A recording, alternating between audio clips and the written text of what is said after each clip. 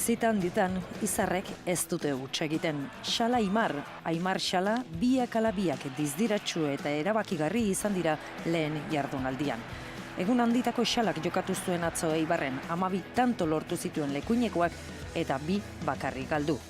Jene ustez gaur ongi senitu niz, asketik jene ustez fresko senitu niz, eta horrenik asko falta da eta behar dugu hola segi, ez?